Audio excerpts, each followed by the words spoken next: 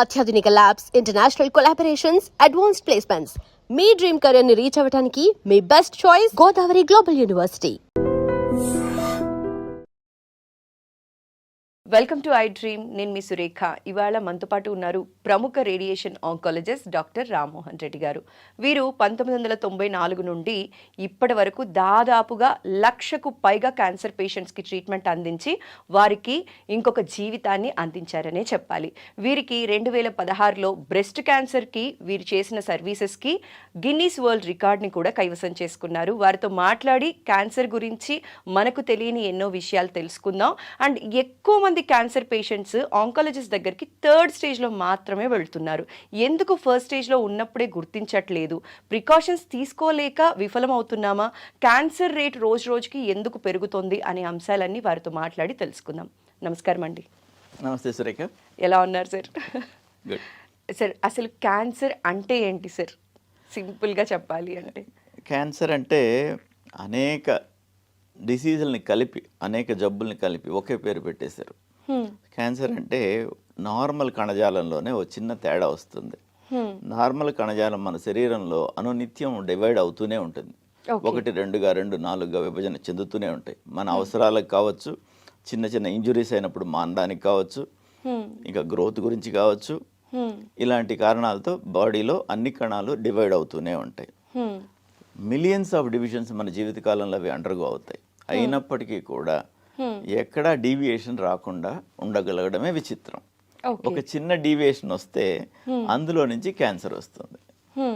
కణజాలంలో విభజన చెందడంలో ఒక చిన్న తేడా నుంచి క్యాన్సర్ వస్తుంది.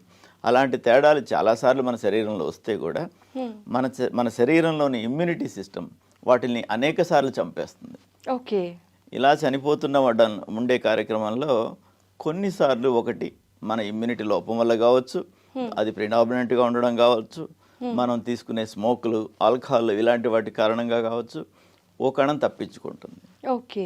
ఆ తప్పించుకున్న కణం విపరీతమైన గుణాలను అక్వైర్ చేసుకుంటుంది.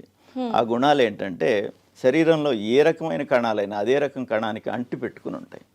ఈ అంటి పెట్టుకునే గుణాన్ని పోగొట్టుకుంటాయి. ఓకే. సో అవి గాలిలో ధూళి కణాల్లాగా తేలియాడుతుంటాయి. అంటే రక్తంలో క్యాన్సర్ సెల్స్ విడిగా ప్రవహించేదానికి సిద్ధంగా ఉంటాయి. That is one. ఇంకొకటి, ఎక్కడైనా ఒక శరీర భాగంలో ఉండాల్సిన కణాలు అక్కడే ఉంటాయి, ఇంకో దగ్గర ఉండవు. ఒకవేళ పొరపాటున ఏదో కారణంతో వెళ్ళినా అవి నశించిపోతాయి. ఈ క్యాన్సర్ కణాలు వేరే ఎక్కడైనా పడ్డాక అవి పెరగడం స్టార్ట్ అవుతాయి. అదో గుణం. తర్వాత రక్తనాళాలు కొత్తగా ఇది పెరగడం మొదలవగానే దీనికి కావలసిన రక్తనాళాలను అదే సృష్టించుకుంటుంది. రక్త సరఫరా వస్తుంది. రక్త సరఫరా వస్తుంది కనుక వచ్చిన రక్తం అక్కడ ఆగదు కదా, వెళ్ళిపోవాలి. వెళ్ళిపోయేటప్పుడు ఈ ఫ్రీగా ఉన్న కణాలను తీసుకెళ్ళిపోతుంది, ఇంకో దగ్గర డిపాజిట్ చేస్తుంది. ఆ డిపాజిట్ అయినా అక్కడ పెరుగుతాయి. సో ఈ అన్ని గుణాలు ఉన్న అన్ని జబ్బుల్ని క్యాన్సర్ అనేసారు. సో అలాగా క్యాన్సర్ అనేది మన శరీరంలోనే వివిధ కారణాల వల్ల ఒక కణం రూపాంతరం చెంది విపరీతమైన కణంగా మారి అది శరీరంలో ఎక్కడి నుంచి అయినా ఎక్కడికైనా పాకే గుణం, అక్కడే పెద్దగా పెరిగే గుణం, దాని రక్త సరఫరా అదే తెచ్చుకునే గుణం, దాని ప్రక్కన ఉన్న కణజాలాన్ని నశింపజేసే గుణాన్ని డెవలప్ చేసుకుంటుంది. అది క్యాన్సర్. ఓకే. అయితే సార్, ఈ క్యాన్సర్ రావడానికి మీరు ఇందాక అన్నారండి, కొన్ని స్మోకింగ్ కావచ్చు, ఆల్కహాల్ కావచ్చు, ఇలాంటి వాటి వల్ల ఎక్కువ వచ్చే అవకాశం ఉంది అంటారండి? అవకాశాలు బాగా పెరుగుతాయి. ఒక్కొక్క దానికి ఒక్కొక్క క్యాన్సర్కి ఒక్కో రకంగా. క్యాన్సర్ ఏ శరీర భాగంలో అయినా రావచ్చు. ఓకే. క్యాన్సర్ ఏ ఏజ్ గ్రూప్లో అయినా రావచ్చు. గర్భస్థ శిశువు దగ్గర నుండి ఇవాళ రేపు చనిపోయి పెద్ద అయిన వరకు ఎవరికైనా రావచ్చు. ఓకే. మగవాళ్ళకి రావచ్చు, ఆడవాళ్ళకి రావచ్చు. మొత్తం ఎన్ని రకాల క్యాన్సర్ అనేది ఉందండి? ఈ వివిధ రకాలు ఉన్నాయి, 100 రకాలు ఉంటాయి. కాకపోతే వీటిని కొన్ని గ్రూప్స్గా డివైడ్ చేస్తాం. లైక్ సాలిడ్ ట్యూమర్స్ అని, అంటే గడ్డల్లాగా ఉండేవి, రైట్. ఇంకొకటి సార్కోమాస్ అని, కణజాలం కనెక్టివ్ టిష్యూస్ అని ఉంటాయి బాడీలో, వాటి నుంచి వచ్చేవాడిని సార్కోమాస్ అంటాం. ఓకే. కొన్ని బెనైన్ ట్యూమర్స్ ఉంటాయి. మామూలుగా ట్యూమర్ అంటేనే న్యూ గ్రోత్. క్యాన్సర్ అంటే ఆ న్యూ గ్రోత్స్లో మ్యాలిగ్నెంట్ గ్రోత్, న్యూ గ్రోత్స్లో ఇలా పెరగడం, ఈ గుణాలన్నీ ఉన్నదాన్ని క్యాన్సర్ గ్రోత్ అంటాం. న్యూ గ్రోత్ అయినప్పటికీ తీసేస్తే పోయేదాన్ని బినైన్ గ్రోత్ అంటాం. ఓకే. గడ్డల్లో క్యాన్సర్ అయ్యే గడ్డలు ఉంటాయి, కానివి ఉంటాయి. ఓకే. అయితే సార్ ఇప్పుడు క్యాన్సర్ వచ్చింది అని ఇనిషియల్గా ఎలా తెలుసుకోవచ్చండి? క్యాన్సర్ వచ్చింది అని తెలుసుకోవడం మనం కొంత నాలెడ్జ్ గెయిన్ చేసుకొని మా మీడియాలో మీరందరూ ప్రచారం చేస్తుంటారు. అవి మాబోటి వాళ్ళం కంఠశోష వచ్చేలా చెబుతూ ఉంటాం. ఇవన్నీ విని కొంతవరకు సైంటిఫిక్గా కొంత ఆచరిద్దాం అనుకోవడం అంటే ముఖ్యమైనది. symptoms ఎట్లుంటాయి? ముఖ్యమైనది ఏదైనా మన శరీరంలో తేడా ఉంటే వెంటనే డాక్టర్ని కలవడం చాలా ఇంపార్టెంట్. సో ఇలాంటి కొన్ని గుణాలలో కొన్ని కాషన్ సిగ్నల్స్, ఇది ఉంటే క్యాన్సర్ ఉండొచ్చు అనుకునేవి కొన్ని ఉన్నాయి. Okay, right. ఒక అల్సర్ ఎక్కడైనా ఉంది, అల్సర్ ఎక్కడైనా ఎవరికైనా రావచ్చు, పుండు పడుతుంది, ఓ వారం కాకపోతే 3 వారాలు 4 వారాల్లో మానిపోతుంది. అలా మానకుండా ఉంటే అదేంటని చూసుకోవాలి. ఓకే, ఏదైనా అల్సర్ వచ్చినప్పుడు. అది తర్వాత ఒక పుట్టుమచ్చ కానీ అట్లాంటిది ఏదైనా ఉంది, అది మామూలుగా సంవత్సరాల తరబడి అలాగే ఉంటుంది, ఉన్నట్టుండి అందులో మార్పు చెంది అది పెద్దదవడం, ఓకే, అది పుండుగా కావడం, ఇలాంటివి ఏదైనా జరిగితే చూసుకోవాలి. Okay, bowel or bladder habit change అంటాం. అంటే మోషన్ పోయే విధానం, మామూలుగా రెగ్యులర్గా పోయేవాళ్ళు ఇరెగ్యులర్ అవడం, రైట్. బ్లాడర్ చేంజెస్ కూడా, బ్లాడర్కి సంబంధించి యూరిన్ సరిగా వెళ్ళడం కానీ, ఎక్కువ వెళ్ళడం కానీ, ఇమీడియట్గా పోవాలనిపించడం కానీ, పోతే రాకుండా ఉండడం కానీ, ఇలాంటి ఏదైనా వస్తే కూడా చూసుకోవాలి. Okay, right. తర్వాత ఇండైజెషన్ లాంటిది, కొత్తగా ఇండైజెషన్, మామూలుగా మొదటి నుంచి ఉండేవాళ్ళు కొందరు ఉంటారు, డాక్టర్లకు చూపించుకొనే ఉంటారు, మందులు వాడుతుంటారు, వేరే ఏం లేదని ఎండోస్కోపీలు అవన్నీ చేసుకుని ప్రూవ్ చేసుకుంటారు, వాళ్ళు వేరే. అలా కాకుండా మిడిల్ ఏజ్ తర్వాత సడన్గా వచ్చేవాళ్ళు కంపల్సరీగా చూసుకోవాలి. ఓకే, ఇలాగా హోర్స్నెస్ ఆఫ్ వాయిస్, మనకు అందరికీ గొంతు రాపు అనేది సహజంగా వస్తుంది సర్ది చేసినప్పుడు, అలాంటిది ఒక వారం కాకపోతే 2-3 వారాల్లో తగ్గిపోవాలి, పోవట్లేదు, అది ఎందువల్ల తగ్గట్లేదని చూసుకోవాలి. ఓకే, ఇలాంటి గుణాలన్నింటినీ మనం ఏదైనా వచ్చినప్పుడు చూసుకోవడం. ఇంకొకటి discharge anywhere in the body. Normal ఏరియాస్లో కూడా కొంత డిశ్చార్జ్ వచ్చేది, అబ్నార్మల్ టైమింగ్స్లో రావడం కానీ, అబ్నార్మల్గా రావడం కానీ, ఇలాంటివి వస్తే చూసుకోవాలి. ఎనీవేర్ ఇన్ ద బాడీ, ఏ శరీర భాగంలోనైనా చిన్న గడ్డ కానీ గట్టితనం కానీ ఉంటే అది ఏంటని డాక్టర్ ద్వారా నిర్ధారణ చేయించుకోవాలి. ఇలాంటివి చేయించుకుంటే 150% మంది జబ్బుని అడ్వాన్స్ కాకముందే చూడగలుగుతారు.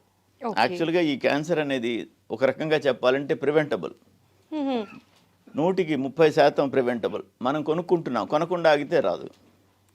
Like we are taking smoke, alcohol, ఇలాంటివన్నీ విపరీతంగా మోతాదుకు మించి, ఇంకొకటి పొల్యూషను, ఇంకొకటి మనం తినే ఆహార పదార్థాల్లో ఏళ్ల తరబడి సెంచరీస్ నుంచి మనం వాడుతున్న మంచి హ్యాబిట్స్ వదులుకొని ఇప్పుడు చీజులు, పిజ్జాలు, బర్గర్లకు అయిపోవడం. So non nourish food, more and more non veg తినడం, లెస్ అండ్ లెస్ ఫ్రూట్స్ తినడం. మా వాడు ఫ్రూట్స్ తినడం వల్ల కూడా మనం తినే నాన్ వెజ్ని నాన్ వెజ్ అనం, మనం తినే నాన్ వెజ్తో మనం వరి అవ్వక్కర్లేదు. బికాస్ వారానికి ఓ పూట తింటాం, 2 పూటలు తింటాం. ఇప్పుడున్న జనరేషను, మా వాడు KFCకి పోకపోతే తినడు, మా వాడు రోజు చికెన్ లేకపోతే తినడు, ఇలాంటివి వస్తున్నాయి. This was there in western communities from very beginning. పాశ్చాత్య దేశాల్లో ఇది మొదటి నుంచి రోజుకు 3 పూట్ల నాన్ వెజ్ తింటారు, ఎందుకంటే 4వ పూట లేదు కనుక, ఉంటే అది కూడా నాన్ వెజ్ తింటారు, ఇలాగే తింటారు వాళ్ళు. వాళ్ళకి ఉన్న జబ్బులన్నీ ఇప్పుడు మనకు వస్తున్నాయి, మన అలవాట్లు మారినందుకు. సో మన ఫుడ్ హ్యాబిట్స్ కానీ, మన స్మోకింగ్ కానీ, ఆల్కహాల్ కానీ, ఇలాంటి కన్సంప్షన్ అనేది ఇవన్నీ తగ్గించుకుంటే 130% తగ్గించుకోవచ్చు. నేను ఇందాక చెప్పినట్టు అలర్ట్గా ఉండడం, జాగ్రత్తగా ఉండి చిన్న అనుమానం రాగానే డాక్టర్ని సంప్రదించడం, దీని మూలంగా ఇంకో 1/3 తగ్గించుకోవచ్చు. మిగిలేదు మనకు 1/3. 30 to 50% ఆఫ్ క్యాన్సర్స్, అవి కూడా మనం అలర్ట్గా ఉన్నాం కనుక ఎర్లీగా చూసుకుంటాం. ఎర్లీగా చూసుకున్నాం, మీరు అన్నట్టు 3వ దశ కాకుండా 1వ దశలో చూడగలుగుతాం.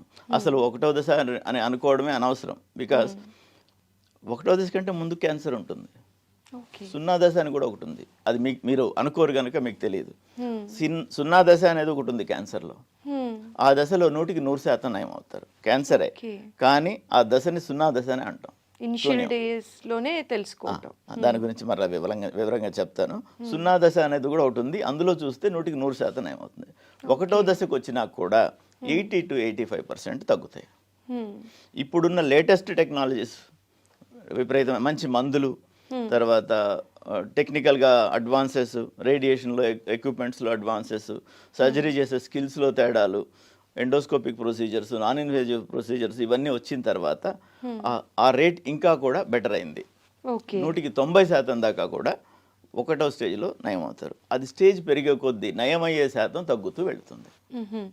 సో ఇనిషియల్ డేస్లో తెలుసుకుంటే మనం త్వరగా అనేది తగ్గుతుంది. అవును. సార్ ఇది క్యాన్సర్ ప్రివెన్షన్కి ఏమైనా వ్యాక్సినేషన్స్ ఉన్నాయా అండి? లైక్ సర్వైకల్ క్యాన్సర్కి అయితే వ్యాక్సినేషన్ ఉంది కదా, అట్లా ఎలాంటి క్యాన్సర్ రాకుండా ఉండటానికి ఏవైనా మెడిసిన్స్ వచ్చే అవకాశం ఉందా? వ్యాక్సినేషన్స్ ఉన్నాయండి. In way your right, possibilities ఉన్నాయి అన్ని. ఇప్పుడు రాలేదని లేవనడానికి కూడా లేదు. లైక్ ఫర్ ఎగ్జాంపుల్ క్యాన్సర్కి సంబంధించి ముఖ్యంగా చెప్పాలంటే హెపాటిక్ క్యాన్సర్స్, లివర్ క్యాన్సర్స్ చాలా కామన్. దానిలో నిర్ద్వందంగా ఇది కాజేటివ్ ఏజెంట్ ఉండొచ్చు అని చూసినవి కొన్ని వైరస్లు ఉన్నాయి. హెపటైటిస్ బి, దాని మూలంగా లివర్ క్యాన్సర్ వచ్చే అవకాశం చాలా పెరుగుతుందని ఇప్పుడు అందరికీ కూడాను ముఖ్యంగా ఈ హెపటైటిస్ వస్తుంది అని అనుమానం ఉండేవాళ్ళు డాక్టర్స్, నర్సెస్, ఈ హాస్పిటల్ సిస్టమ్స్లో పనిచేసే వాళ్ళు, వీళ్ళందరూ హెపటైటిస్ బి వ్యాక్సినేషన్ తీసుకుంటున్నాం. ఓకే, ఇంట్లో ఒకరికి ఉంది, మిగతా అందరూ కూడా హెపటైటిస్ బి వ్యాక్సినేషన్ తీసుకోవాలి. ఇది ముఖ్యంగా రక్తం ట్రాన్స్ఫర్ చేసేటప్పుడు ఇన్ఫెక్టెడ్ నీడిల్స్ వాడడం ఇలాంటి కారణాల వల్ల వస్తుంది. ఒకళ్ళకి వస్తే మిగతా వాళ్ళకి రాకుండా ప్రొటెక్షన్ తీసుకోవడం ఇంపార్టెంట్. ఇలాగ ప్రొటెక్షన్ ఉంటే హెపటైటిస్ క్యాన్సర్లోకి మారకుండా ఉంటుంది, అదొకటి. అండ్ క్యాన్సర్ సెర్విక్స్ అంటే నిన్న మనం మీరు వినే ఉంటారు, న్యూస్ పేపర్లలో అంతా బాగా వచ్చి చూసుంటారు. పూనం పాండే గారు చనిపోయినట్టు ప్రకటన చేశారు, తర్వాత బతుకున్నారన్నారు. అఫ్కోర్స్ వారి ఆలోచన, వారి అవేర్నెస్ తీసుకురావాలన్న ఆలోచన మంచిదైనప్పటికీ అందులో ఒక అబద్ధంతో కూడుకున్న నిజాన్ని మనం ఏది అబద్ధం ఏది నిజం అని నమ్మడం కష్టం. ఇలాంటి విధంగా కాకుండా చేస్తే ఇంకా బాగుంటుంది. ఈ క్యాన్సర్ సెర్విక్స్కి సంబంధించి వందల రకాల వైరస్లు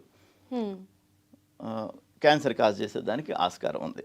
ఓకే, హెచ్పివి అంటున్నాం దాన్ని, హ్యూమన్ ప్యాపిల్లోమా వైరస్ అంట. 100 రకాల ప్యాపిల్లోమా వైరస్లు ఉన్నాయి.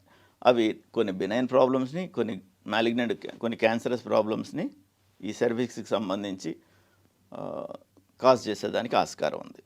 వీటిలలో ముఖ్యంగా ఒక 4 స్ట్రెయిన్స్, స్ట్రెయిన్ 6, 16 ఇలాంటివి ఒక 4 స్ట్రెయిన్స్ కామన్గా ఈ క్యాన్సర్ పేషెంట్స్, సెర్విక్స్ క్యాన్సర్ పేషెంట్స్లో నోటీస్ చేస్తున్నాం. 100కి 70 మంది గర్భసంచి ముఖద్వారం దగ్గర క్యాన్సర్ ఉన్న వాళ్ళల్లో ఈ వైరస్ డిటెక్ట్ అయింది. సో దీన్ని బట్టి, మిగతా స్టడీస్ని బట్టి ఈ వ్యాక్సిన్ తీసుకుంటే దాదాపు 70% వరకు ఈ ఇన్ఫెక్షన్ని ప్రివెంట్ చేస్తే తద్వారా క్యాన్సర్ని ప్రివెంట్ చేయొచ్చు అని. సో ఇప్పుడు మన దేశంలో కూడా కామన్గా hepatitis human papilloma virus vaccination 4 strain vaccine అందరికీ ఇస్తున్నాం. అండ్ గైనకాలజిస్టులు ఎంకరేజ్ చేస్తున్నారు, మేము ఎంకరేజ్ చేస్తాం. అండ్ యాక్చువల్గా గవర్నమెంట్ సైడ్ నుంచి కూడా ఇలాంటి నోటిఫికేషన్స్ రావడం, వాళ్ళు ఇంప్లిమెంటేషన్ దశకి తీసుకురావడం చాలా ముఖ్యం. దీని మూలంగా ముఖ్యమైన ఇన్ఫెక్షన్కి related cancers to the cervix తగ్గిపోతాయి. ఓకే, ఈ సర్వైకల్ క్యాన్సర్ ప్రివెన్షన్కి వ్యాక్సిన్ ఏదైతే తీసుకోవాలో ఏ ఏజ్ గ్రూప్లో తీసుకోవచ్చు? 8 నుంచి 29 వరకు తీసుకోమని వెస్ట్రన్ కమ్యూనిటీస్ చెప్తారు. ఓకే, దాదాపు 8 నుంచి 35 వరకు కూడా తీసుకోవచ్చు. అంతకంటే తర్వాత అవసరం లేదు. ఎందుకంటే ఆ వైరస్ ఇన్ఫెక్షన్ వచ్చి జబ్బు కాజ్ చేయడానికి దాదాపు 20 ఏళ్ళు కావాలి. సో ఈ ఏజ్ గ్రూప్స్లో వాళ్ళకి చాలా ముఖ్యంగా 35 లోపల తీసుకుంటే కూడా 55-60 దాకా ప్రొడక్టివ్ ఇయర్స్ అవుతుంది. దాని తర్వాత ఈ వైరస్ వచ్చే ఆస్కారం బాగా తగ్గుతుంది, అందువల్ల అవసరం లేదు. ఓకే, అయితే సార్ ఇప్పుడు చూసినట్లయితే ఆడవారిలో ఎక్కువగా బ్రెస్ట్ క్యాన్సర్ అనేది చూస్తూ ఉన్నాం కదండి. సో ఈ బ్రెస్ట్ క్యాన్సర్ అవేర్నెస్ ఉన్నప్పటికీ కూడా ఎంతమంది డాక్టర్ దగ్గరికి వెళ్తున్నారండి చెకప్స్ కోసం రెగ్యులర్గా? చాలా తక్కువ మంది అనే చెప్పాలి. ఎన్ని ప్రోగ్రామ్స్ చేసి అవేర్నెస్ అని చెప్పుకుంటున్నప్పటికీ కూడా ఫ్యామిలీ మెంబర్స్ కూడా ఆడవారికి అవేర్నెస్ క్రియేట్ చేసి వాళ్ళని హాస్పిటల్ వరకు పంపించట్లేదు. సో ఎక్కడ మార్పు రావాలి అంటారు? ఎంతవరకు అవసరం అంటారు? బ్రెస్ట్ క్యాన్సర్ మనకు అంతకుముందు కామన్ క్యాన్సర్ కాదు. స్థానానికి సంబంధించిన cancer was a relatively rare cancer. మనం సెడెంటరీ హ్యాబిట్స్ నేర్చుకున్నాం. కూర్చుంటాం, ఆఫీస్లోనే కూర్చుంటాం, ఎక్కడికి వెళ్తాం, పడుకుంటాం. ఇలాంటి హ్యాబిట్స్ వల్ల కొంత ఒబేసిటీ, కొంత విపరీతమైన డైటరీ హ్యాబిట్స్, కొంత రిఫైన్డ్ షుగర్స్, కొంత రిఫైన్డ్ ఆయిల్స్, విపరీతంగా రీబాయిల్డ్ ఆయిల్స్, ఇవన్నీ తీసుకోవడం మూలంగా ఇలాగవుతుంది. మనకు బ్రెస్ట్ని ఎప్పటి నుంచి ఎగ్జామినేషన్ చేసుకోవాలి అంటే స్కూల్ దశలోనే ఎగ్జామినేషన్ చేసుకోవడం నేర్చుకోవాలి. 8-9 తరగతుల విద్యార్థుల దగ్గర నుంచే నేర్చుకోవాలి. ఎందుకు అనేది నేను చెప్తాను. ఇది సర్ఫేస్ టిష్యూ, శరీరంలో స్కిన్ కింద మాత్రమే ఉంది. Along with some breast glands, కొంత కొవ్వు పదార్థం అక్కడ ఉంటుంది. దాన్ని చూసుకుని అదేంటి అని జాగ్రత్త తీసుకోవడం నేర్చుకుంటే ప్రాబ్లం లేదు. సో సెకండ్ డెకేడ్లో 10-20 సంవత్సరాల మధ్యలో 100-10-20 మందికి చిన్న చిన్న గడ్డలు ఉంటాయి. స్తనం సంబంధించిన గ్రంథులు కాక చిన్న చిన్న గడ్డలు ఉంటాయి. వాటిని ఫైబ్రో అడినోమాస్ అంటాం కామన్గా. ఈ ఫైబ్రో అడినోమాస్ చూసుకుంటే తీసి పడేస్తే పోతాయి. ఈ ఫైబ్రో అడినోమాస్ అలా వదిలేస్తే 10-15 సంవత్సరాలు 20 సంవత్సరాల తర్వాత క్యాన్సర్గా ట్రాన్స్ఫార్మ్ అవుతాయి. ఓకే. సో చూసుకోగలిగినప్పుడు చూసుకొని తీసేయడం మంచిది. ఒకవేళ చూసుకున్నా కూడా కొంతమంది ఇగ్నోర్ చేస్తారు. వాళ్ళు 10 ఏళ్ళుగా చూస్తుంటారు. 11వ సంవత్సరం నా దగ్గరకు వస్తారు, అమ్మ ఇది మంచిది కాదు, ఇది తీసేసుకోవాలి, క్యాన్సర్గా మారుతుందని నేను చెప్తాను. పిచ్చోళ్ళలాగున్నాడు ఈ డాక్టర్, 10 ఏళ్ళుగా నాకుందని నన్ను ఏం చేయలేదు, వచ్చాను కదా అని కోసేద్దాం డబ్బులు తీసుకుందాం అనుకుంటున్నాడు అని అనుకోగలరు. ఓకే. అది విషయం ఏంటంటే 10 ఏళ్ల తర్వాత 20 ఏళ్ల తర్వాతే అది మార్పు చెందేది. నువ్వు మొదలు చూసినప్పుడే తీసేస్తే చక్కగా తీసేయించుకుంటావు. మధ్యలో వచ్చేటప్పటికి 10 ఏళ్ళుగా ఉంది నాకు, అదేం కాదు, రైట్. అలాంటివి యూజువల్గా ప్రెగ్నెన్సీలో ఇంకా పెద్దవి కావచ్చు, ఇంకా పోను ఇబ్బంది కలిగించవచ్చు. అప్పుడు అలవాటు అయిపోయింది కనుక వాళ్ళు పట్టించుకోరు. సో అది నొప్పి కాజ్ చేసినప్పుడు వస్తారు తర్వాత. నొప్పి ఎప్పుడు కాజ్ చేస్తుంది? క్యాన్సర్లో నొప్పి అనేది చాలా చాలా ఆఖరి లక్షణం, త్వరగా వచ్చే గుణం కాదు అది. క్యాన్సర్ పక్కనున్న నర్వ్నో పక్కనున్న మొబిలిటీనో అక్కడ కదలికనో దేనో ఇబ్బంది పెడితేనే మనకు నొప్పి వస్తుంది. అందువల్ల నొప్పి అనేది చాలా లేట్ సిమ్టమ్ కాబట్టి నొప్పి కోసం వెయిట్ చేయొద్దు. మనకు తెలియంది, అర్థం కాంది, కొత్తగా ఉండేది, విపరీతంగా ఉండేది, సాధారణం కాంది శరీరంలో ఎక్కడ ఎప్పుడు చూసినా వెంటనే డాక్టర్ని సంప్రదించి నయం చేసుకోగలగాలి. ఇప్పుడు 40 years క్రాస్ చేసిన వాళ్ళకి ఇయర్లీ వన్స్ చెకప్ ఖచ్చితంగా వెళ్ళాలి అని అంటూ ఉన్నారు కదండి. సో ఏ ఏజ్ గ్రూప్ వాళ్ళు ఇయర్లీ వన్స్ వెళ్ళాల్సి ఉంటుంది? ఏ ఏజ్ గ్రూప్ దాటిన తర్వాత నుంచి రెగ్యులర్ చెకప్స్ అనేవి అవసరం అంటారండి? క్యాన్సర్కి స్క్రీనింగ్ అని అంటామండి. ఈ స్క్రీనింగ్ అంటే మెజారిటీ ఆఫ్ పీపుల్లో తక్కువ ఖర్చుతో చాలా వరకు డయాగ్నోస్ చేసే ఒక విధానాన్ని స్క్రీనింగ్ టెస్ట్ అంటాం. ఇంతమంది పాపులేషన్లో చేయడం చిన్న పని కాదు కనుక బాగా లిమిటెడ్గా బాగా తక్కువ ఖర్చుతో ఉండేవిగా చూస్తాం. అవి ఏజ్ ఒక్కొక్క దగ్గర ఒక్కొక్క రకంగా ఏజ్ నిర్ధారణ చేస్తారు. ఒక్కొక్క దేశం ఒక్కొక్క రకమైన నామ్స్ ఫాలో అవుతుంది. మేము 23-24 ఏళ్ల వయసులోనే క్యాన్సర్ సర్వీక్స్ చూసాం. మామూలుగా వాళ్ళు 30 years 35 years అంటారు. సో స్క్రీనింగ్ అనేది 35 years కనుకుంటే 23rd వచ్చే వాళ్ళని ఎక్కడ చూడాలి?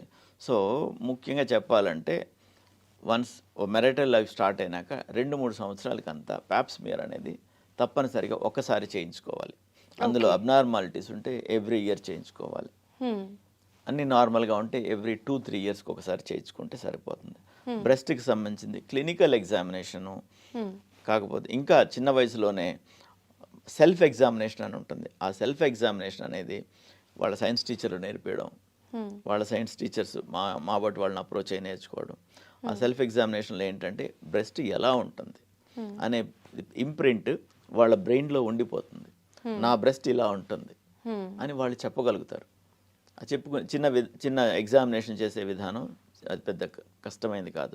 2-3 సార్లకంతా వాళ్ళకి అలవాటు అవుతుంది. అది చేయడం ద్వారా అవుతుంది. దాని తర్వాత స్క్రీనింగ్కి వచ్చేటప్పటికి clinical examination child bearing age రాగానే వాళ్ళు గైనకాలజిస్ట్ ఫస్ట్ చేసి తీరాలి. చేయడం ద్వారా ఎక్కడైనా ఏదైనా ఉంటే వారు నోటీస్ చేసి, పేషెంట్ మిస్ అయినా వాళ్ళు నోటీస్ చేసి దాన్ని అడ్రస్ చేస్తారు. తర్వాత మామూలుగా మ్యామోగ్రామ్ అని ఒక టెస్ట్ చేస్తాం. అది 35 లోపల చేయొద్దు అంటాం. బికాస్ 35 లోపల రేడియేషన్కి ఎక్స్పోజ్ అయితే వాళ్ళకి వేరే ప్రాబ్లమ్స్, ఈ చైల్డ్ బేరింగ్ ఏజ్ గ్రూప్స్ ఉంటారు కనుక దానికి సంబంధించిన ఏమైనా ప్రాబ్లమ్స్ అనవసరంగా ఎక్స్పోజ్ చేయకూడదు అనే కారణంతో ఈ మాస్ స్కేల్లో చేయం. 35 నుండి మ్యామోగ్రామ్ చేస్తాం. ఇవి కాకుండా ఒక చిన్న బ్యాటరీ ఆఫ్ ఇన్వెస్టిగేషన్స్ ఉంటాయి. సిబిపి, కంప్లీట్ బ్లడ్ పిక్చర్ అంటాం. అది మూలుగు ఎలా పనిచేస్తుంది, కణాలు సరిగా ఉన్నాయా లేదా, హీమోగ్లోబిన్ సరిగ్గా ఉందా లేదా, తెల్ల కణాలు ఎన్ని ఉన్నాయి, ఎర్ర కణాలు ఎన్ని ఉన్నాయి, ఇవన్నీ మోతాదులో ఉన్నాయా అని చెప్తాయి. అంటే అది మన మూలుగు ఎలా పనిచేస్తుంది అనే దానికి ఒక రకమైన ఉదాహరణ. లివర్ ఫంక్షన్ టెస్ట్ అని చేస్తాం, లివర్ ఎలా పనిచేస్తుందో చూడడం. లివర్ 90% పాడైతే కానీ ఫంక్షన్స్ మారవు, అయినప్పటికీ ఏదో ఒక ఇండికేషన్ ఉంటుందేమో అని వెతకడం. తర్వాత రీనల్ ఫంక్షన్ టెస్ట్లు అంటాం, బ్లడ్ యూరియా అని, సీరం క్రియాటిన్ అని. ఇవన్నీ రొటీన్గా ప్రతి వాళ్ళు హాస్పిటల్కి వెళ్ళగానే అందరూ చేసేవే. ఇవి కాకుండా క్యాన్సర్ గురించి ఏం చూస్తామంటే ఒక ultrasound examination of the abdomen. అది ఆ సోనలాజికల్ ఎగ్జామినేషన్లో ఇది పండోరా బాక్స్ అంటాం అబ్డమెన్ సర్జన్స్. ఎందుకంటామంటే లోపల ఏముందనేది చాలా విచిత్రం. ఎక్కడ అనేక ఆర్గన్స్ ఉన్నాయి, ఏ ఆర్గన్ నుంచి ఆరిజిన్ ఉందో తెలియదు. ఇవన్నీ తెలియడానికి అల్ట్రాసౌండ్ ఒక సులభమైన విధానం, రేడియేషన్ ఎక్స్పోజర్ ఉండదు, కష్టం కాదు, చీప్. సో ఆ విధానంలో చూస్తాం ఏదైనా గడ్డలు కానీ ఏమైనా ఉంటే చూడడానికి. తర్వాత ఎప్పుడైనా ఏదైనా డిశ్చార్జెస్ ఉంటే చూసుకోగలగడం, రైట్. అండ్ ఎనీ టైం మోషన్లో ఏమైనా బ్లడ్ కానీ యూరిన్లో ఏమైనా బ్లడ్ కానీ వస్తే అది ఎందువల్ల అనేది చూసుకోగలగడం. వీటి కోసం అక్కల్ట్ బ్లడ్ అని చేస్తాం. మోషన్లో అక్కల్ట్ బ్లడ్ ముఖ్యంగా ఆ ఫ్యామిలీలో కోలానికి సంబంధించిన ప్రాబ్లమ్స్ ఉండే వాళ్ళకి అది చాలా ఇంపార్టెంట్. తర్వాత ఈ అల్ట్రాసౌండ్ ద్వారానే ఉమెన్లో యూట్రస్ ఎలా ఉందో వివరంగా తెలుస్తుంది, ఓవరీస్ ఎలా ఉన్నాయో వివరంగా తెలుస్తాయి, కిడ్నీస్ ఎలా ఉన్నాయి, మిగతావన్నీ చక్కగా తెలుస్తాయి. అందువల్ల చాలా వరకు ప్రివెంటివ్గా ఉంటుంది. లేడీస్కి అయితే తప్పనిసరిగా ప్యాప్స్మియర్ 35 తర్వాత అడ్వైజ్ చేస్తున్నారు. ఆ విధంగా తప్పనిసరిగా ప్యాప్స్మియర్ చేయించుకోవాలి, మ్యామోగ్రామ్ చేయించుకోవాలి. వీటితో చాలా వరకు తెలుస్తాయి. అది కాక ఒక ట్యూమర్ మార్కర్ అంటాం, CA-125 అంటాం. అది ఓవరీకి సంబంధించిన క్యాన్సర్స్లో ముఖ్యంగా కొంచెం ఎలివేటెడ్గా ఉంటుంది, దాన్ని బట్టి మనం అడ్రస్ చేయొచ్చు. అదే జెంట్స్లో అయితే 50 సంవత్సరాల తర్వాత ప్రోస్టేట్ క్యాన్సర్స్ కామన్. 50 సంవత్సరాల తర్వాత PSA అని ఒక చిన్న బ్లడ్ టెస్ట్. దీని ద్వారా ఇవన్నీ చేసుకోగలిగి హెల్దీ హ్యాబిట్స్ ఉంటే 100కి 50 మందికి రాదు, 50 మందికి రావాల్సిన వాళ్ళకి రాదు. ఓకే, క్యాన్సర్ ఇన్సిడెన్స్ 100కి 50% తగ్గుతుంది. సో ఈ జాగ్రత్తలు అనేవి మనం ఖచ్చితంగా పాటించాలి అని అంటారు. ఈ రోజు తీసుకుంటే ప్రతి సంవత్సరం 1 కోటి మంది చనిపోతున్నారు క్యాన్సర్తో వరల్డ్ వైడ్. మన దేశంలో ప్రతి 1,00,000 మందిలో 15 మందికి క్యాన్సర్ ఉంటుంది. ప్రతి 1,00,000 మందిలో 15 మందికి క్యాన్సర్ వస్తుంది. సో ఇంత ఎక్కువ ఉంది, ఇంత ఎక్కువ ఇన్సిడెన్స్ ఉన్నప్పుడు క్యాన్సర్ ఆఫ్ సెర్విక్స్ నేను చెప్పింది 15 మంది, ప్రతి 1,00,000 మందిలో 100 మందికి క్యాన్సర్ ఉంది ఇండియాలో, 1,00,000 మందిలో 100 మందికి. సో ఇంత ఎక్కువ ఉండేదాన్ని ప్రివెంట్ చేయగలిగినప్పుడు ప్రివెంట్ చేయాలి. ప్రివెంట్ చేసే ప్రయత్నం చేస్తే అట్లీస్ట్ ఎర్లీ డయాగ్నోసిస్ అవుతుంది. అప్పుడు ఏమవుతుందంటే 1/3 ప్రివెంట్ చేస్తాం, 1/3 ఎర్లీ డయాగ్నోసిస్ అవుతాయి, క్యూర్ చేస్తాం. ఇంకో 1/3 కొంచెం వెనక ముందుగా డయాగ్నోస్ అయినా కానీ లాంగ్ టైం సర్వైవల్ ఉంటుంది, చాలా కాలం జీవిస్తారు. నాకు హార్ట్ అటాక్ వచ్చింది, నేను స్టెంట్ వేసుకున్నాను, నేను బాగున్నానని ఇలా స్కార్ చూపిస్తారు చాలామంది. స్టెంట్ వేసుకున్నాను, నేను ఓపెన్ హార్ట్ సర్జరీ చేయించుకున్నాను అని చూపిస్తారు. క్యాన్సర్ వచ్చి తగ్గిన వాళ్ళు నాకు క్యాన్సర్ వచ్చి తగ్గిందని చెప్పరు, దాచుకుంటారు. ఆ స్టిగ్మా ఉంది. ఇంకా వచ్చిన వాళ్ళు తగ్గిన వాళ్ళు చెప్తే అవతల వాళ్ళు నేను బాగవుతానని ఆస్పిరేషన్తో ప్రతి వాళ్ళు ట్రీట్మెంట్కి వస్తారు. తర్వాత చిన్న చిన్న హాస్పిటల్స్లో ఊర్లలో ప్రైమరీ హెల్త్ కేర్ ఇచ్చేవాళ్ళే ఉంటారు. ఈవెన్ RMPలు చాలా వరకు చాలామందిని చిన్న చిన్న విషయాల్లో సేవ్ చేస్తారు. ఇలాంటి ముఖ్యమైనది వచ్చినప్పుడు క్యాన్సర్ వచ్చింది ఇంకెందుకులే ఇలాంటివి అనకుండా క్యాన్సర్ లా ఉంది చూసుకోండి, క్యాన్సర్ లా ఉంది వెరిఫై చేసుకోండి, ఇలాంటి సలహా ఇవ్వడం మూలంగా ఇంకొంచెం. ఓకే, సో టోటల్గా ప్రివెంటబుల్ 1/3 ఉన్నాయి, క్యూరబుల్ 1/3 ఉన్నాయి. 1/3కే సఫర్ అవ్వాలి, ఆ 1/3ని కూడా చాలా ఏళ్ళు బతికించవచ్చు. కాబట్టి దాదాపు బాగా అడ్రస్ చేయగలుగుతాం క్యాన్సర్ని. సో ఇప్పుడు ట్రీట్మెంట్ ఎలా ఉంటుందండి క్యాన్సర్ పేషెంట్స్కి? ట్రీట్మెంట్ ఎర్లీగా చేసుకుంటే ఎంత సింపుల్గా ఉంటుందో, లేట్ అయ్యే కొద్దీ అంత కాంప్లెక్స్ ఉంటుంది. మామూలుగా క్యాన్సర్ ట్రీట్మెంట్ని మల్టీ మోడల్ ట్రీట్మెంట్ అంటాం. అంటే వివిధ పద్ధతులు అవలంబించి మాత్రమే క్యూర్ చేయగలం, ఒక పద్ధతిలో చేయలేం. ఫర్ ఎగ్జాంపుల్ ఒక అపెండిక్స్ వచ్చింది, ఆపరేషన్ చేస్తాం, క్యూర్ అయిపోతుంది, రైట్. అలా కాకుండా దీంట్లో ఒక కాంబినేషన్ ఆఫ్ థెరపీస్, ఒక సర్జరీ కావచ్చు, ఒక రేడియేషన్ కావచ్చు, కీమోథెరపీ కావచ్చు, ఇమ్యూనోథెరపీ కావచ్చు, ఇంకా మోనోక్లోనల్ యాంటీబాడీస్ అని ఇంకొన్ని వచ్చాయి, న్యూక్లియర్ మెడిసిన్ అని చెప్పి కొత్త ఒక విభాగం వచ్చింది. ఇన్ని రకాలు ఒకే జబ్బులో ఇన్ని కాంబినేషన్స్ వాడి అన్నీ వాడగలసిన అవసరం ప్రతి వాళ్ళకి లేకపోవచ్చు. 2-3 డిఫరెంట్ కాంబినేషన్స్ వాడి నయం చేయాలి. సో మనం ఇప్పుడు క్యాన్సర్ సర్విక్స్ గురించి మాట్లాడుతున్నాం కనుక క్యాన్సర్ సర్విక్స్లో ఎర్లీగా బాగా ఎర్లీగా ఉందనుకుందాం, స్టేజ్ వైజ్ చెప్తాను.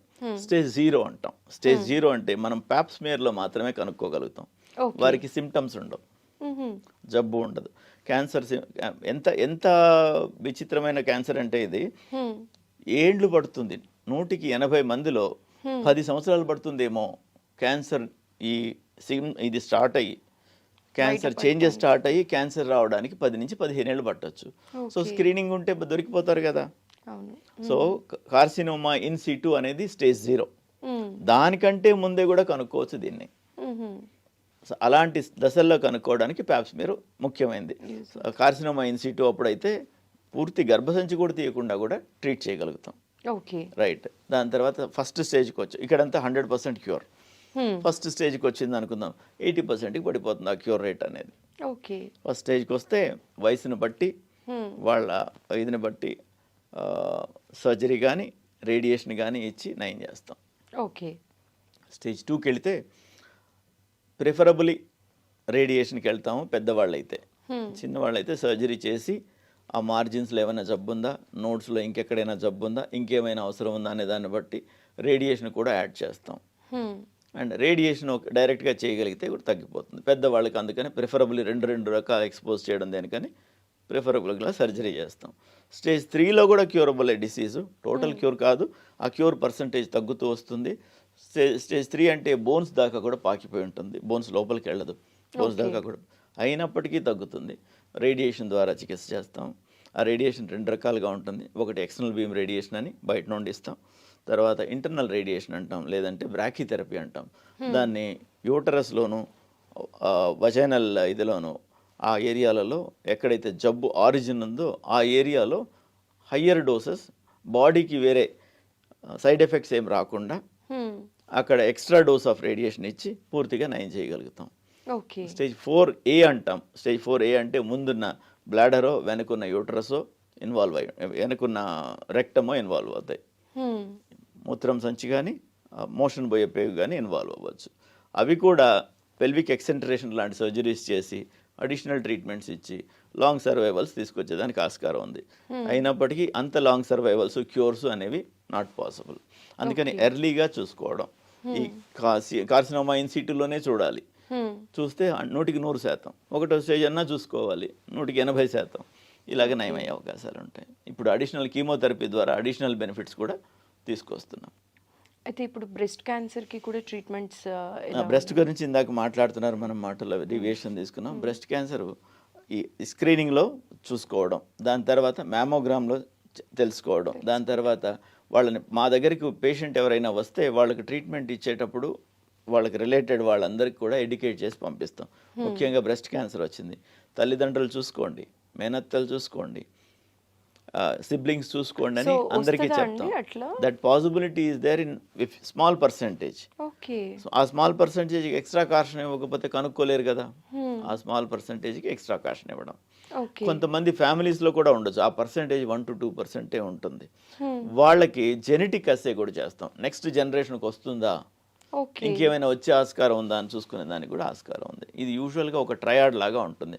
ఓవరీ క్యాన్సర్, పెద్దపేగుకి సంబంధించిన క్యాన్సర్, బ్రెస్ట్కి సంబంధించిన క్యాన్సర్, ఈ 3 ఒకటి ఉన్న వాళ్ళకి ఇంకోటి కూడా ఉండే ఆస్కారం ఉంటుంది. కాబట్టి ఈ 3 సిస్టమ్స్ని ఒకరు ఉన్నప్పుడు మిగతావన్నీ కూడా వాళ్ళ చుట్టాలందరిలో కూడా చూసుకోమని చెప్తాం.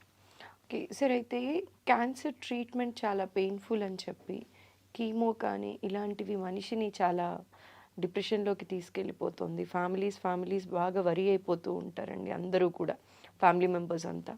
సో ఈ ట్రీట్మెంట్ అనేది నిజంగా అంత పెయిన్ఫుల్ అయినప్పటికీ కూడా పేషెంట్ ఎంత స్ట్రాంగ్గా ఉండాలి, ఫ్యామిలీ మెంబర్స్ ఇంకెంత స్ట్రాంగ్గా ఉండాలండి? ఇప్పుడు విధానాలు ఎలా ఉన్నాయి? ఇప్పుడు డయాగ్నోసిస్ చేసినప్పుడు స్టేజ్ని బట్టి ట్రీట్మెంట్ రకరకాలుగా ఉంటుంది. There are certain things which are painful but for the betterment, for the improvement. ఈ వైద్యం చేస్తే కాల్లో ముళ్ళు గుచ్చుకుంటే ఇంకో ముళ్ళుతో తీస్తాం, ఆ ముళ్ళుతో గుచ్చేది నొప్పే.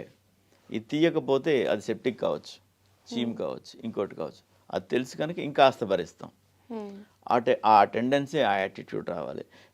మీడియా మిత్రులందరూ కూడా సైడ్ ఎఫెక్ట్స్ని హైలైట్ చేస్తారు. ఆడు స్మోక్ చేస్తే సైడ్ ఎఫెక్ట్సే, తెల్లవారితే అన్ని ఎఫెక్ట్సే.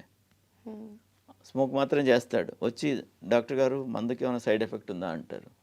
మందుకి సైడ్ ఎఫెక్ట్స్ అన్నీ చూసుకొని మీకు ఇస్తాం. మందు వల్ల లాభ నష్టాలు బేరీజ్ వేసుకున్న తర్వాత మీ వైపు అది బెండ్ అయితేనే మీకు ఇస్తాం. రైట్. అది అయిన తర్వాత ఇప్పుడు కీమోథెరపీ అంటాం. కీమోథెరపీలో విపరీతమైన మందులు ఇస్తాం. బాగుంది. అది నార్మల్ సెల్స్ మీద కూడా అంతో ఇంతో ఎఫెక్ట్ పడుతుంది.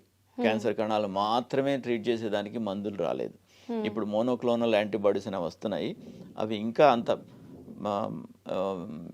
బాగా వాడే స్థాయికి రాలేదు, తక్కువగా వాడుతున్నాం. అండ్ ప్రతిదానికి అది మోనోక్లోనల్ యాంటీబాడీ డిటెక్ట్ చేస్తే కానీ ట్రీట్ చేయలేం. అది ఉందా లేదా చూసుకోవడం ఇవన్నీ పెద్ద ప్రాసెస్. ఇప్పుడున్న ట్రీట్మెంట్లో సైడ్ ఎఫెక్ట్స్ కొంతవరకు ఉంటాయి. ఫర్ ఎగ్జాంపుల్, ఇది వేగంగా విభజన చెందే కణాలన్నీ కీమోథెరపీ ఎఫెక్ట్ చేస్తుంది. ట్యూమర్ సెల్స్ వేగంగా విభజన చెందుతాయి, అవి చనిపోతాయి. బాగానే ఉంది. దాంతోపాటుగా మన హెయిర్ ఫాలికల్స్ కూడా ఈరోజు షేవ్ చేసుకుంటే రేపు పొద్దున్న షేవ్ చేసుకోకపోతే గడ్డం మాసినోడు అంటారు. నేను చేసుకోవాలి అంటే ఒక కణం ఒక 250 రెట్లు దాన్ని మల్టిప్లై చేస్తే ఒక పెన్తో పెట్టిన డాట్ లాగా మనకు కనిపిస్తుంది. అంటే ఒక డాట్లో 250 కణాలు ఉంటాయి. అలాంటివి ఎన్ని అయితే 1 మిల్లీమీటర్ ఆఫ్ హెయిర్ వస్తుంది రేపు తెల్లారే లోపల, అంత డివిజన్ నడుస్తుంది. సో అలాగా ర్యాపిడ్గా డివైడ్ అయ్యేవి మ్యూకోజల్ సర్ఫేసెస్ అంటాం. నాలుక కావచ్చు అండ్ లోపల ఇంటెస్టైన్ లోపల ఉండే సర్ఫేసెస్ అవన్నీ కూడా ర్యాపిడ్గా డివైడ్ అవుతుంటాయి. వాటి మీద ఎఫెక్ట్ ఉంటుంది, హెయిర్ ఫాలికల్ మీద ఎఫెక్ట్ ఉంటుంది, నెయిల్ బెడ్ మీద ఎఫెక్ట్ ఉంటుంది. అవన్నీ చిన్న చిన్నవి, అవన్నీ రివర్సిబుల్, అవన్నీ టెంపరీ. ఆ లోపల మ్యూకోజా మీద ఉన్నందువల్ల కొంచెం వామిటింగ్ సెన్సేషన్ ఉంటుంది. కొంచెం జాగ్రత్తగా తింటాం, 2 సార్లుగా తింటాం, 4 సార్లుగా తింటాం. ఇరిటేటింగ్ లేనిది తింటాం, కారం లేనిది తింటాం, బ్లాండ్గా ఉండేది తింటాం. ఓకే. సో ముఖ్యంగా మా డాక్టర్లు చేసేది ఏంటంటే, ముఖ్యంగా మీరు ఫైట్ చేస్తే మేము సపోర్ట్ చేయగలం. మీరు ఫైట్ చేయాలంటే మీకు డిసీజ్ గురించి మీకు అర్థం కావాలి, మీకు అర్థమయ్యేలాగా మేము చెప్పగలగాలి. టైం తీసుకొని నెక్స్ట్ పేషెంట్ నెక్స్ట్ అనకుండా, సో మీకు వివరంగా మేము చెప్పాలి. ఓసారి చెప్తే మీరు అర్థం చేసుకుని ఫాలో అవ్వాలి. టైం చూసుకొని తినండి అని చెప్తాం, ఆకలి ఉండదని టైం చూసుకొని తినమంటాం. నాకు ఆకలి కాలేదని నువ్వు తినకుండా ఉంటా, అందుకే కదా మేము టైం చూసుకొని తినమన్నా. సో ఆకలి ఉండదు, వామిటింగ్ సెన్సేషన్ ఉంటుంది, హెయిర్ ఫాల్ అవుతుంది, ఇవన్నీ రివర్సిబుల్. రివర్సిబుల్ ఉన్నప్పుడు ఏమవుతుంది? అండ్ ఇప్పుడు కొన్ని మందులు వచ్చినాయి. అంత ఒకప్పుడు విపరీతమైన వామిటింగ్ అయితే మందులు లేవు, ఇప్పుడు అంతలో మందులు వచ్చినాయి. మైలో డిప్రెషన్ అయితే మైలో సప్రెషన్ అయితే మనకు మందులు లేవు. అప్పుడు లైక్ మూలుగా అణిగిపోతుంది, తెల్ల కణాలు అసలు రాకుండా పోతాయి కీమోథెరపీ మూలంగానే. రాకపోతే రక్త కణాలు లేకపోతే ఇమ్యూనిటీ పోతుంది, ప్రాణాపాయం. అలాంటివి వస్తే ట్రీట్మెంట్కి వైద్యం లేదు అప్పుడు. ఇప్పుడు మోనోక్లోనల్, ఇప్పుడు వీటి ద్వారా స్టెమ్ సెల్స్ అని, తర్వాత ఇలాంటి రకరకాల మందులు వచ్చేస్తున్నాయి. అవన్నీ ఎలివేట్ చేసేదానికి పనిచేస్తాయి. ఓకే. రక్త కణాలు తగ్గకుండా ఎలివేట్ చేసేదానికి పనికి వస్తాయి. రక్తం తగ్గింది, రక్తం బయట నుంచి ఇవ్వచ్చు, రక్తం పెరిగేదానికి మందులు ఇవ్వచ్చు, ఇవన్నీ వచ్చున్నాయి. సైడ్ ఎఫెక్ట్స్ ఉంటే ఉండవచ్చు కాక మీ ప్రాణం కోసం మీరు చిన్న రిస్క్ చేయడమే, అది పెద్ద రిస్క్ ప్రాణం. పేషెంట్ కానీ ఫ్యామిలీ మెంబర్స్ కానీ ధైర్యంగా ఉంటే సరిపోతుంది. సపోర్ట్ చేయాలి. డిప్రెషన్ ఉంటుంది, నాకే ఎందుకు వచ్చింది, అంతమంది ఉన్నారు వాళ్ళకి రావచ్చు కదా, నేనేం పాపం చేశాను, నువ్వు పాపం చేయలేదు. నీకే రావడం కాదు, ప్రతి వాళ్ళకి ఆస్కారం ఉంది. మనకు 1,00,000కి 15 మందికి సర్వైకల్ క్యాన్సరే వస్తుంది, 1,00,000కి 100 మందికి వస్తుంది. 100 మందికి కాదు, ఇంకా ఎక్కువ మందికి కూడా రావాలి. మన డిఫెన్స్ సిస్టమ్స్ బాగుండి వాళ్ళందరినీ తగ్గించి 100కి తెచ్చింది. ఓకే. మన డిఫెన్స్ సిస్టమ్ బాగా పెట్టుకుందాం, యాక్టివ్గా ఉందాం, రోజు 1 గంట సేపు ఎక్సర్సైజ్ చేద్దాం, ఉదయం సాయంత్రం ఏదో ఒక టైంలో. ఎప్పుడు కాకపోతే బాత్రూమ్కి వెళ్ళేటప్పుడైనా కాసేపు జాగింగ్ చేసి వెళ్దాం. హెల్దీ ఫుడ్ తిందాం, మసాలాలు తగ్గించుకుందాం, వెజిటబుల్స్ ఎక్కువ తిందాం, ఫ్రూట్స్ ఎక్కువ తిందాం. ఇలాంటివి చేస్తే తప్పనిసరిగా క్యాన్సర్ వచ్చే అవకాశం బాగా తగ్గుతుంది.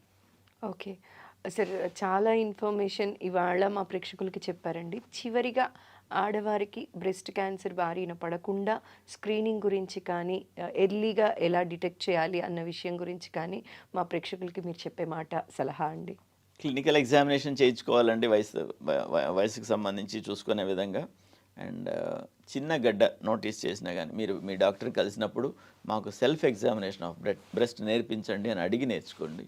ఓకే. అందరూ టైం తీసుకొని నేర్పించరు కనుక అడిగి టైం తీసుకు సెల్ఫ్ ఎగ్జామినేషన్ ఎలా చేయాలి అని చూసుకుని అలా చేయాలి. సెల్ఫ్ ఎగ్జామినేషన్ ఆఫ్ బ్రెస్ట్ అదొక్కటి నేను చెప్తానండి, ఫాలో అయినంత వరకు ఫాలో అవ్వండి. కాలర్ బోన్ ఉంటుంది, డ్రాప్ ఏ లైన్, ఒక స్ట్రైట్ లైన్ ఇమాజినరీగా గోయింగ్ త్రూ ద నిప్పుల్, అలా ఒక స్ట్రైట్ లైన్ అనుకోండి. And drop a line horizontally passing through both the nipples. Okay. So ఇలా చేసినందువల్ల 4గా డివైడ్ అయిపోతుంది ప్రతి బ్రెస్ట్. 4 అయినాక ఒక్కొక్క పార్ట్ని ఇలాగ రోల్ చేసి చూడాలి. ఎందుకంటే ఇది సెన్సిటివిటీ తక్కువ ఉన్న ఏరియా, పామ్ అంటాం, ఓకే, పామార్ సర్ఫేసెస్. అదే ఇక్కడ పట్టుకుంటే పాల ఉత్పత్తి గ్రంథులన్నీ గడ్డలాగా తగులుతాయి. ఇది చాలా సెన్సిటివ్ ఏరియా. సో ఇక్కడ తాకితే గడ్డ అయితే మాత్రమే గడ్డలా తెలుస్తుంది, మిగతావన్నీ డిసప్పియర్ అయిపోతాయి. ఇలాగ రోల్ చేసుకుంటూ 4 భాగాలు చూడాలి. నిపుల్ స్క్వీజ్ చేసి ఏమైనా డిశ్చార్జ్ వస్తుందా, తెల్లగా కానీ ఎర్రగా కానీ ఏమైనా వస్తుందా. పాలు వచ్చే టైం పసిబిడ్డ తల్లులకి అయితే తప్పితే రావడానికి లేదు. వేరే ఏ డిశ్చార్జ్ వచ్చినా కానీ ఏ టైంలో వచ్చినా కానీ చూపించుకోవాలి. అదొకటి. 4 వైపులా అలా చూసుకున్న తర్వాత రెండో వైపు కూడా అలా చూసుకోవాలి. కుడివైపు ఎడం చేత్తో, ఎడం వైపు కుడి చేత్తో చూసుకోవాలి. దాని తర్వాత ఆంపిట్ అగెయిన్స్ ద ఈ చేతి బోన్ వైపుకి ఇలాగ రోల్ చేసి చూడాలి. అదేవిధంగా చెస్ట్ వాల్ సైడ్కి ఇలా రోల్ చేసి చూడాలి. ఇక్కడ ముందుకి ఒక ఫోల్డ్ లాగా ఉంటుంది, యాంటీరియర్ ఫోల్డ్ ఆఫ్ ద యాక్సిలా అంటాం. అది ఒక సైడ్ ఈ చేయి సపోర్ట్, బొటనవేలు సపోర్ట్ ఇచ్చి రెండో వైపు నుంచి రోల్ చేసి చూడాలి. అదేవిధంగా వెనక వైపు కూడా ఇలాగా 4 వైపులు. ప్రిఫరబ్లీ నెలలో 5వ రోజు మీకు పీరియడ్స్ అయిన తర్వాత 5వ రోజు బ్రెస్ట్ టిష్యూ సైజు మినిమం ఉంటుంది. ఓకే, కాస్త మృదువుగా ఉంటుంది, గట్టిగా ఉండదు. ఎగ్జామినేషన్కి అనువైన రోజు 1వ తారీఖు పీరియడ్స్ వచ్చేవాళ్ళు అయితే 2, 3, 4, 5 తారీఖుల్లో పీరియడ్స్ ఉంటాయి. పీరియడ్స్ ఉన్నా లేకున్నా 5వ తారీఖు నాడు మనం చూసుకోవాలి. పీరియడ్స్ వచ్చిన 5th డే ఆ రోజు లీస్ట్ సైజులో బ్రెస్ట్ ఉంటుంది. పీరియడ్స్కి ముందు బాగా టర్జిడ్గా మ్యాక్సిమం సైజులో ఉంటుంది. వాళ్ళకి ఎవ్రీ సైకిల్లో ఇంత చేంజెస్ అవుతున్నాయి. అందుకనే బ్రెస్ట్ క్యాన్సర్ అంత కామన్. ఓకే, కణజాలం పెరుగుతుంది, అందులో నీళ్ళ కంటెంట్ పెరుగుతుంది, మెత్తగా ఉండాల్సిన టైంలో మెత్తగా ఉంటుంది, టర్జిడ్గా అవుతుంది. అండ్ హార్మోనల్ ఇన్ఫ్లుయెన్సెస్ చాలా ఉంటాయి, ఈస్ట్రోజన్స్, ప్రొజెస్ట్రాన్స్, వాటి ఎఫెక్ట్స్ చాలా ఉంటాయి. అందుమూలంగా విపరీతమైన చేంజెస్ వల్లనే అక్కడ అంత కామన్గా క్యాన్సర్ వస్తుంది. మగవాళ్ళలో కూడా బ్రెస్ట్ క్యాన్సర్ వస్తుంది.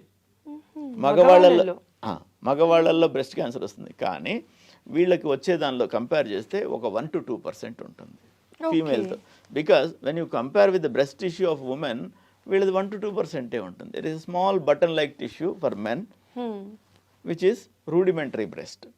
ఓకే, అందులో రావచ్చు, ఉంది కనుక ఆ టిష్యూ ఉంది కనుక రావచ్చు.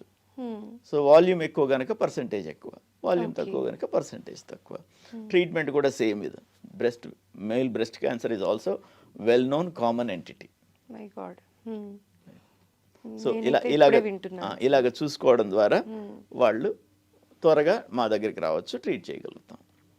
Okay, thank you so much sir. చాలా కన్ఫ్యూజన్స్కి ఇవాళ చెక్ పెడుతూ చాలా ఇన్ఫర్మేషన్ ఇవాళ మా ప్రేక్షకులకి అందించినందుకు మరోసారి స్పెషల్గా థ్యాంక్ యూ అండి. నమస్కారం. Thank you. And for more videos, Please subscribe to iDream. Please subscribe to iDream. Please subscribe iDream. And please subscribe to iDream. For more videos, subscribe to iDream. please like, share and subscribe to the channel. Congratulations, iDream. Subscribe to iDream. Subscribe to iDream. So subscribe to iDream Media. iDream ki iDream team andarki huge congratulations. Please subscribe iDream Media. Please subscribe to iDream. Subscribe iDream. Please subscribe to iDream. iDream అంటే నా కళల channel subscribe చేసుకున్న నోరు తిరుగుతలేదు, మీరైతే గంట గుర్తు కొట్టండి. For more such videos, please subscribe to iDream.